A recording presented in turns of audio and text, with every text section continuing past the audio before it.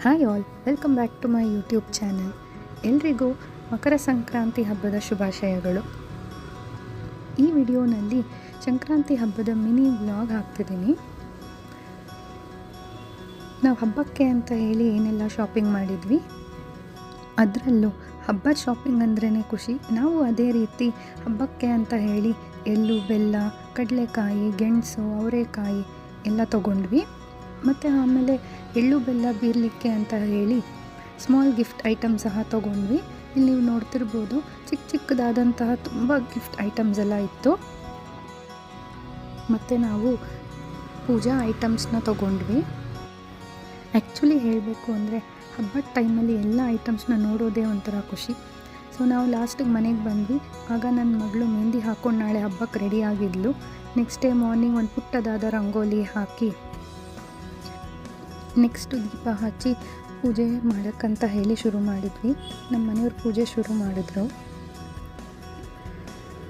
ಈ ಥರ ಸಿಂಪಲ್ಲಾಗಿ ಡೆಕೋರೇಟ್ ಮಾಡಿದ್ವಿ. ಮತ್ತು ಇನ್ನೊಂದು ಕಡೆ ಅಕ್ಕಿ, ಬೆಲ್ಲ ಮತ್ತು ಬ್ರಾಸ್ನಲ್ಲಿರುವ ಹಸು ಇಟ್ಟು ಈ ಥರ ಒಂದು ಸೈಡ್ನಲ್ಲಿ ಡೆಕೋರೇಟ್ ಮಾಡಿದ್ವಿ. ಮತ್ತು ಫ್ರೆಂಡ್ಸ್ ಹಾಗೂ ರಿಲೇಷನ್ಸ್ ಮನೆಗೆ ಹೋಗಿ ಎಳ್ಳು ಬೆಲ್ಲವನ್ನು ಬೀರಿ ಬಂದ್ವಿ.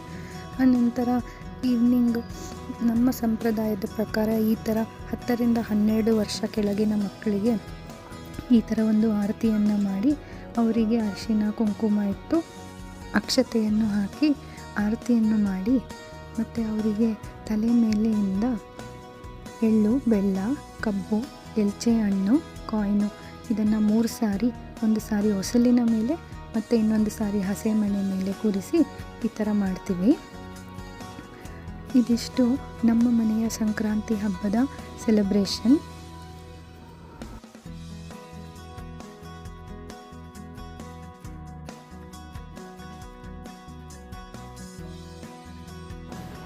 ನಿಮಗೆ ಈ ವಿಡಿಯೋ ಇಷ್ಟ ಆಗಿದ್ದಲ್ಲಿ ಪ್ಲೀಸ್ ಲೈಕ್ ಮಾಡಿ, ಶೇರ್ ಮಾಡಿ ಮತ್ತು ಸಬ್ಸ್ಕ್ರೈಬ್ ಮಾಡಿ.